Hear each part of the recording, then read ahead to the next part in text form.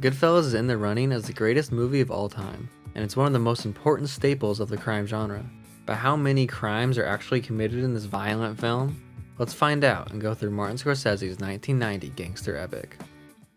The story starts with, As far back as I can remember, I always wanted to be a gangster. oh, okay, you just go ahead. To me, being a gangster was... Okay, that's enough. This talkative kid with the rocking hair is Henry Hill, and he wants to be a gangster. Luckily for him, he just so happens to live across the street from the criminal operation of his dreams, and he quickly finds employment. Unfortunately for him, his dad isn't so happy about his kid's new job, so he gives us our first crime of the film when he decides to beat the gangster out of little Henry. Luckily for Henry though, his new employers look out for him better than any union delegate could, and they decide abducting and roughing up the mailman is the way to handle things. Satisfied with holding on to his employment, Henry immediately steps up his criminal activity with some destruction of property and arson. Then, for the first time in our examination... That was the first time I'd ever seen anyone shot. Okay, and for the first time in Henry's life, thank you Henry, we see our first shooting victim. However, we didn't actually see this crime take place, so it's not going to get added to our list. The next guy we get introduced to is Jimmy, and you're going to want to remember him. You see, Jimmy was one of the most feared guys in the city. Does this guy ever stop? Now, Jimmy is a ruthless son of a bitch, and right off the bat he leads us to a hat trick of charges. First, a hijacking, which he makes look way too easy. Then a little bribery of a police officer. And finally, he assigns Henry to sell some cartons of cigarettes, which winds up getting him locked up, but he doesn't seem to mind.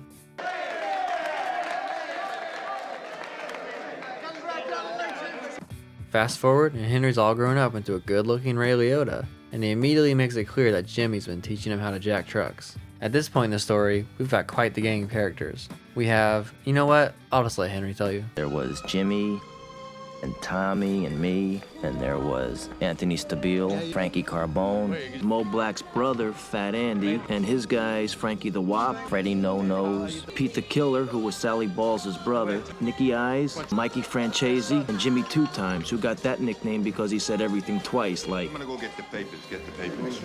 And they're living good. Things really couldn't be better. Or could they be? Nah, everything's great. In fact, things are so good that Tommy lets loose on the owner of this restaurant. Unfortunately for this Paul McCartney looking bozo, the restaurant business isn't going so well, so he signs on the boys to help him out. Also, unfortunately for him, all the boys know how to do is commit arson, destruction of property, and insurance fraud. Back in the restaurant, the boys get news of a flight from France full of cash coming into New York. Well, before we know it, they're ripping it off. They don't even need a gun to do it. We catch Robert De Niro contemplating his hair future, but then he realizes he's still gonna have a full head of this stuff 30 years later, so he opts for just choking the salesman out instead. Henry gets a call from his new girlfriend, who lets him know that her neighbor got a little rough with her. Luckily for that guy, Henry's a very calm and reasonable... Oh no, he's beating the shit out of him, and he's using the butt of his gun to do it. He gives his girlfriend Karen the gun to hide, and in return, she gives him a marriage. A quick honeymoon later, and Henry's back to ripping off trucks with Tommy. Oh, and just a touch of assault. The two of them are so excited about snagging this truck that Tommy decides to celebrate by blasting his gun into the air. That's fun. Next, we get to June 11th, 1970, aka Don't Bust Tommy's Balls Day. I'm breaking your balls a little bit, that's all. I'm only kidding with you. The penalty for busting Tommy's balls on Don't Bust Tommy's Balls Day? Murder. Well, attempted murder. You'll get it in a second. Still, this is bad. This is fucking bad. Exactly, Henry. Real bad. After stashing the body, the boys take a quick trip to Scorsese's mother's house. Henry, what's the matter? You don't talk too much. Oh lady, I wish that were true. They finally leave the poor woman alone and make their way down the road. For those of you who realized I skipped something at the beginning of the movie, you already know what's coming. A sound from the trunk reveals why I only hit Tommy with attempted murder earlier. This poor bastard's still alive. Oh wait, no. Tommy, you're just gonna... Oh, you too, Jimmy? Okay, that's cool. Now unfortunately for these guys, they're really not supposed to kill this guy. And it doesn't take long before people start asking questions. Nobody knows what happened to him. Yeah, okay, Henry. Fast forward 6 months, and it's bad news. Looks like they're building some condominiums right where they buried the guy, and now they gotta move the body. I'm really only bringing this up so that I can show you this shot. Martin Scorsese, man. But a dig and a spray later, everything's all good. Then we make a quick pit stop so Henry can commit a little assault on his girlfriend's boss. Yes, I said girlfriend, not wife. Henry's been double dipping. After that, the boys get up to a friendly game of poker. A super awesome, non-violent, extremely friendly game of poker. See, look at them all laughing, having a good time. Oh wait, is that Tommy? That probably means, oh, yeah, he just shot somebody. I'm gonna go ahead and call that attempted murder. It's an accident. Yeah, I don't know about that. Luckily for the kid though, Tommy only hit him in the foot. He really got off easy on that one, because it definitely won't get any worse than that. Oh look, another poker game. And Tommy's back. Oh, and so is the kid. Wait a second. Yep, Tommy's shooting him. A second count of murder for Tommy. What the hell is wrong with... You know what? I'll just let Jimmy handle it. What's the fucking matter with you? What is the fucking matter with you? What are you, stupid or what? Beautifully spoken. Now let's skip ahead to Tampa, Florida, where Henry and Jimmy are giving us another round of assault. Now unfortunately for the boys, this guy's got a little connection to the law, so they all get sent away. This is where we learn that, it turns out, life in prison isn't too bad for the wise guys. Fresh food, good drinks, and a nice big room. And drugs. Drugs to sell. That's good and healthy for Henry.